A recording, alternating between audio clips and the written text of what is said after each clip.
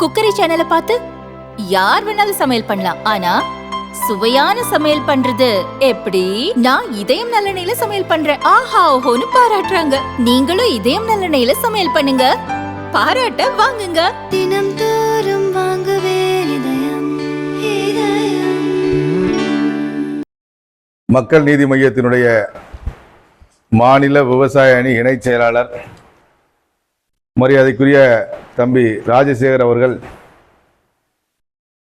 மக்கள் நீதி மையத்தினுடைய தலைவர் கமலஹாசன் அவர்கள் எடுத்திருக்கக்கூடிய முடிவை எதிர்த்து, திராவிட முன்னேற்ற கழகத்தை எதிர்த்து அரசியல் கட்சியை துவங்கிய, ஊழலை எதிர்த்து அரசியல் கட்சியை துவங்கிய கமலஹாசன் அவர்கள் இன்றைக்கு ஊழலுக்கு துணை போகக்கூடியவராக மாறியிருக்கின்றார் என்று தன்னுடைய எதிர்ப்பை தெரிவித்து இன்றைக்கு பாரதிய ஜனதா கட்சியிலே தன்னை இணைத்துக் கொண்டிருக்கின்றார். அவரை பாரதிய ஜனதா கட்சி வருக வருக என வரவேற்கிறது. அதே போல இந்த பகுதியில் விநாயகர் ஊர்வலம் வருகின்ற 1ஆம் தேதி 33வது ஆண்டாக நடைபெற இருக்கிறது.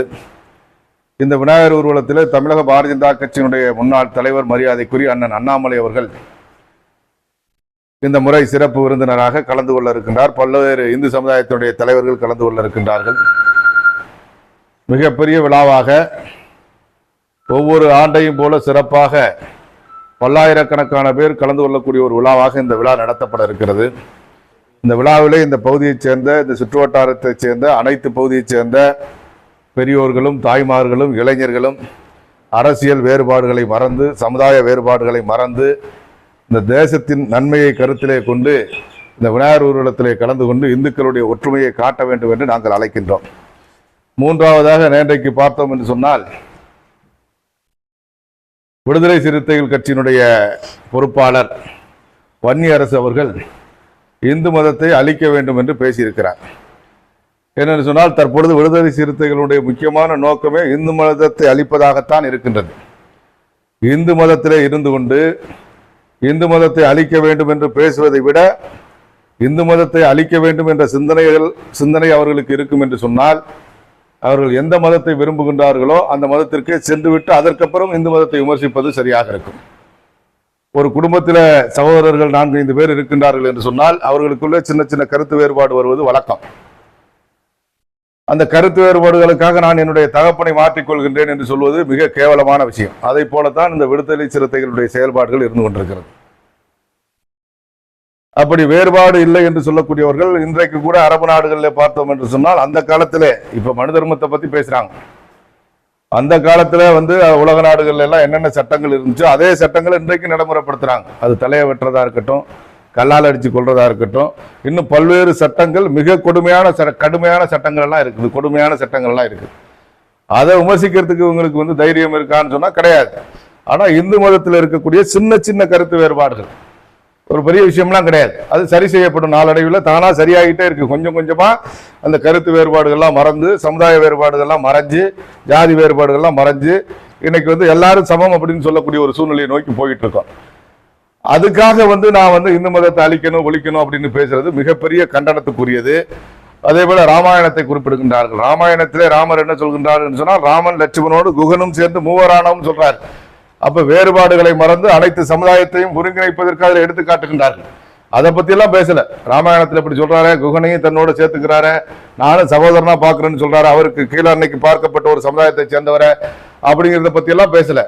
ராமாயணத்துல இந்த மாதிரி கருத்து சொல்லியிருக்காங்க அப்படின்னு சொல்லி, மனு தர்மத்தை பத்தி பல ஆயிரம் ஆண்டுகளுக்கு முன்பு இருந்த கருத்தை சொல்லி, அதுக்காக இன்னைக்கு இந்து மதத்தை ஒழிக்கணும் அப்படின்னு ஒரு பேச்சு பேசுறதுங்கிறது மிகப்பெரிய கண்டனத்துக்குரியது. அதுக்கு எங்களுடைய கண்டனத்தை தெரிவிச்சுக்கிறோம்.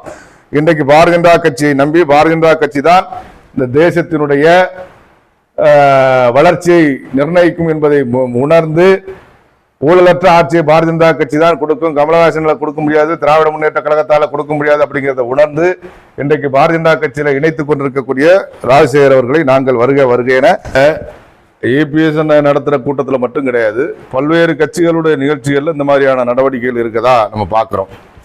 உதாரணத்துக்கு பல ஆண்டுகளுக்கு முன்பு நாங்க ஒரு போராட்டம் நடத்தணும் திருத்துறைப்பூண்டியில நாங்க ஒரு போராட்டம், அன்னைக்கு அண்ணன் பொன் ராதாகிருஷ்ணன் இருந்தப்ப நடத்தினப்போ ஒரு எம்டி ஆம்புலன்ஸை கொண்டாந்து கூட்டத்துக்குள்ள உள்ள விட்டு அது ஒரு பெரிய கலவரமாகி பல வழக்குகளை சந்திச்சோம். இது ஆட்சியில் இருக்கக்கூடியவர்கள் செய்யக்கூடிய ஒரு விஷயமாகத்தான் தெரியுது. அவர்களுக்கு எதிராக செயல்படக்கூடிய எதிர்க்கட்சிகளுக்கு எதிராக மக்கள் கூட்டத்தை காட்டக்கூடாது அப்படிங்கிறதுக்காக எம்டியா இருக்கக்கூடிய ஆம்புலன்ஸ் உள்ள விடுறது. ஏன்னா இப்போ இன்னைக்கு டிரைவர் சொல்லியிருக்காரு, என்ன சொல்லியிருக்காருன்னா ஒரு ஸ்டேட்மெண்ட் கொடுத்துருக்காரு, காலைல பத்திரிகையில் பார்த்தேன். எங்களுக்கு வந்து அந்த இபிஎஸ் அவருடைய கூட்டத்தில் ஒருத்தர் உடல்நிலை பாதிக்கப்பட்டிருக்கதா உடனே ஆம்புலன்ஸ் வரணும்னு ஃபோன் பண்ணாங்க, அதுக்காக போனோம் அப்படின்னு சொல்லியிருக்காரு. இது ஏற்றுக்கொள்ளக்கூடியதா இல்லை. இது வந்து திட்டமிட்டு செய்யக்கூடிய விஷயமா தான் இருக்கு. இதுக்கு பாரதிய ஜனதா கட்சி எங்களுடைய கண்டனத்தை தெரிவிக்கிறோம். இதுல பவுன்சர் அரசியல்ங்கிறது இன்னைக்கு இருக்குதான் செய்யுது. ஏன்னா இப்ப ரசிகர்கள் மட்டுமில்ல, கொஞ்ச நாளைக்கு முன்னாடி அதே இவங்க வந்து பாத்தீங்கன்னு சொன்னா பத்திரிகையாளர்களோட பெரிய தள்ளுமுள்ளு பிரச்சனைகள்லாம் நடந்துச்சு. தங்களை பாதுகாத்துக்கிறதுக்கு அவங்களுக்கு காவல்துறை கொடுக்கப்பட்டிருக்கு. அப்படி இருந்தும் கூட அதை நம்பாம தனிப்பட்ட பாதுகாவலர்களை வச்சுக்கிறது தேவையற்ற விஷயம் அப்படின்னு நினைக்கிறேன்.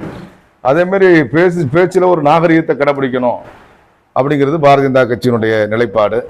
ஏன்னு சொன்னால் ஒரு தமிழ்நாட்டினுடைய முதலமைச்சராக இருக்கக்கூடியவரை ஒரு மாமான்னு சொல்றதுல பல அர்த்தங்கள் இருக்கு. அது எந்த மாமா சொல்றாருன்னு நமக்கு தெரியல. அதில் பல அர்த்தங்கள் இருக்கு. நம்முடைய தமிழ்நாட்டில் இருக்கக்கூடிய பேச்சுவார்த்தையில் இருக்கக்கூடிய மொழிகளில் பார்த்தோம்னா மாமாவுக்கு பல அர்த்தங்கள் இருக்கு. அது எந்த அர்த்தத்தில் அவர் மாமாவை சொல்றாரு அப்படிங்கிறது நமக்கு தெரியல. ஏன்னா வளரக்கூடிய கட்சி இப்பதான் ஆரம்பிச்சிருக்கிறாங்க, இப்பதான் ஒரு 2 மாநாடு நடத்தியிருக்கிறாங்க. அப்படிங்கும் பொழுது நாட்டு மக்களை பாதிக்கக்கூடிய விஷயங்களை விமர்சிக்கணுமோ தவிர நாகரிகமான முறையில் விமர்சிக்கணும் அப்படிங்கிறது தான் எங்களுடைய நிலைப்பாடு.